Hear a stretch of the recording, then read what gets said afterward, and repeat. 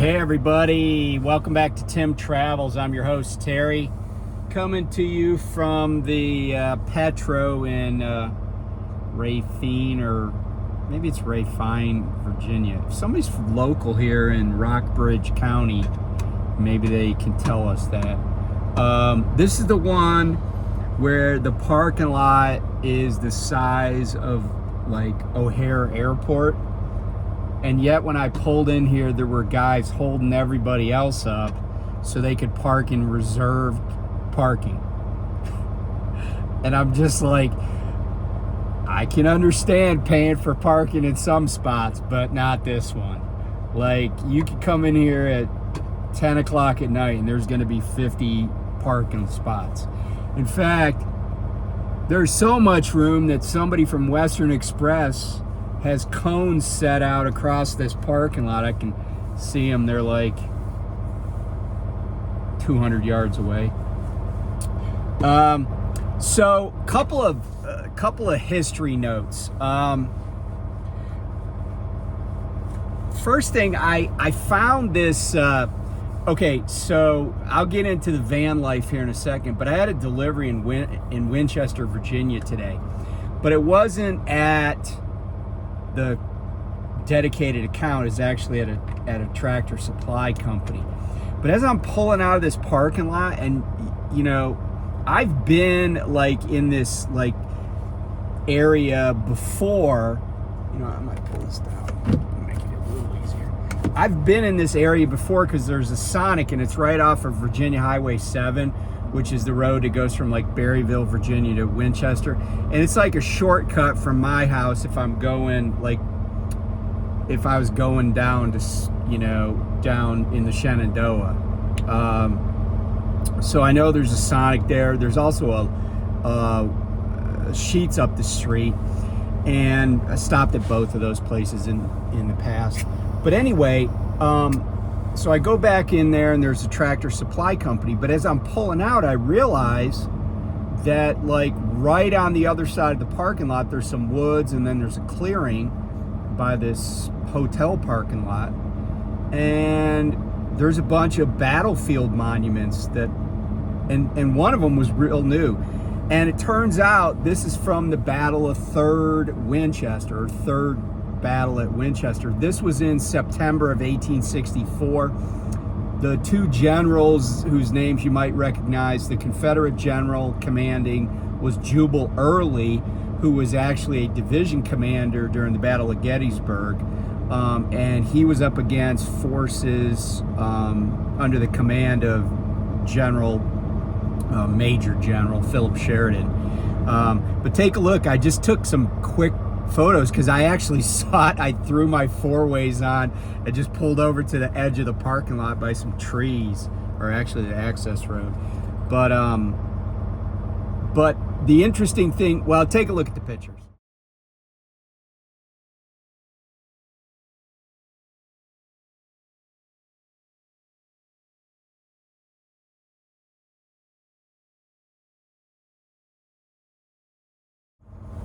Okay, so that was some stuff I found from, you know, the Third Battle of Winchester. But if you're keeping score at home, there were actually 3 battles of Winchester during the Civil War. The first one was on May 25th, 1862. The second one was on June 12th, 1863.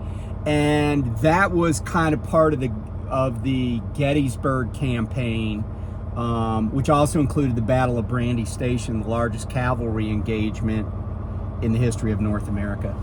But Winchester was an important crossroads. It's at the northern end of the Shenandoah Valley.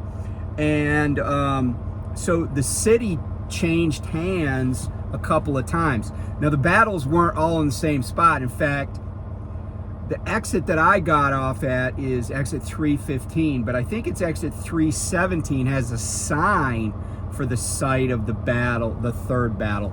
I think the second battle took place actually in Winchester proper. But anyway, it was just kind of cool to see that stuff today. I didn't expect to see it there because the sign for the battlefield for 3rd Winchester is not at that exit. But apparently, there's not apparently, there is a ravine behind that North Carolina monument that I took a picture of, that the Confederates charged across.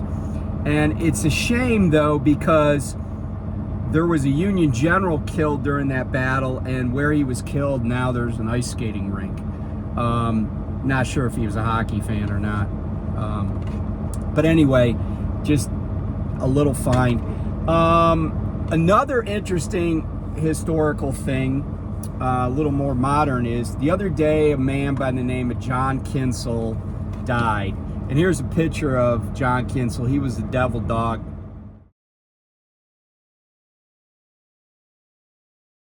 So John Kinsel was 107 years old. And like I said, he died the other day. He is one of, well, until he died, one of 3 Navajo code talkers still alive from World War II. And they all served in the Marine Corps. And he enlisted in the Marine Corps in 1942.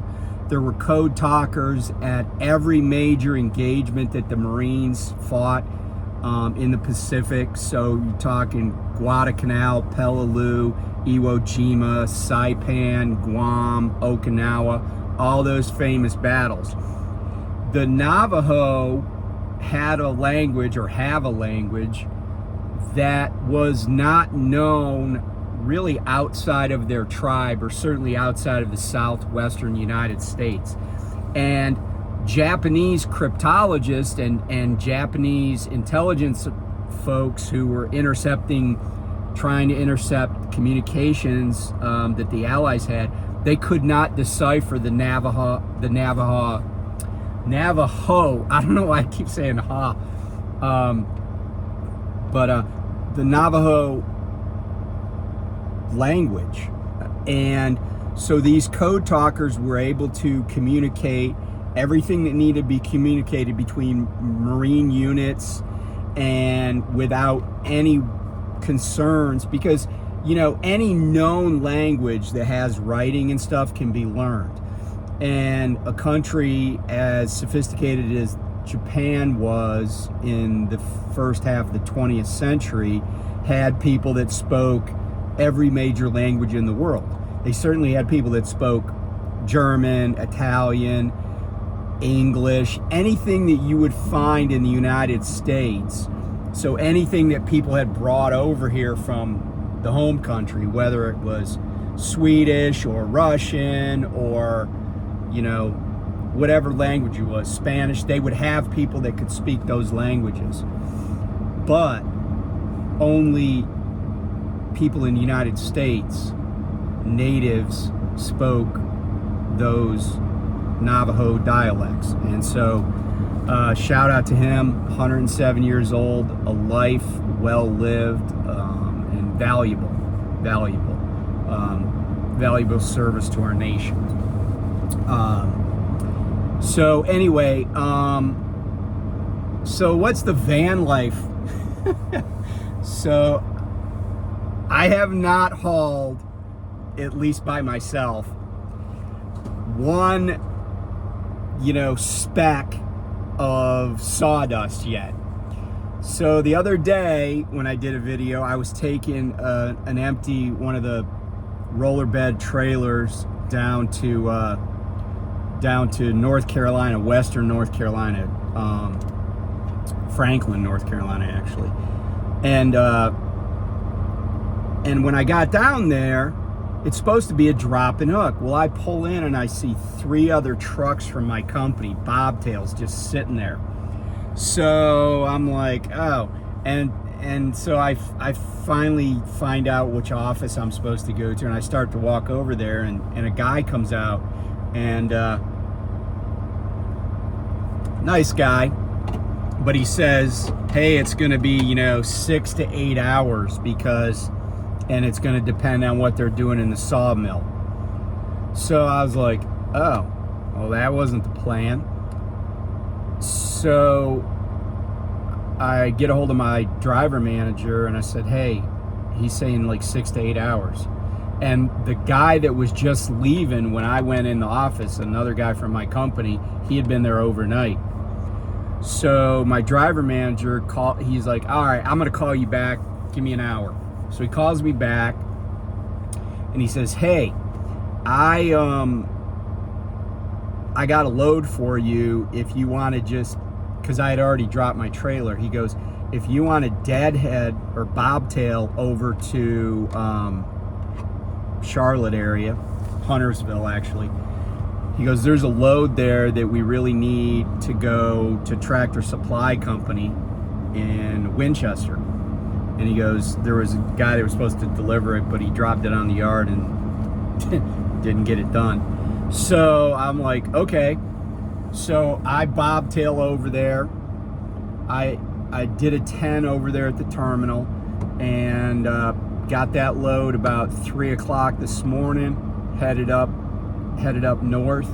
I saw something that I have never seen though before on I-77 early this morning in the early morning darkness.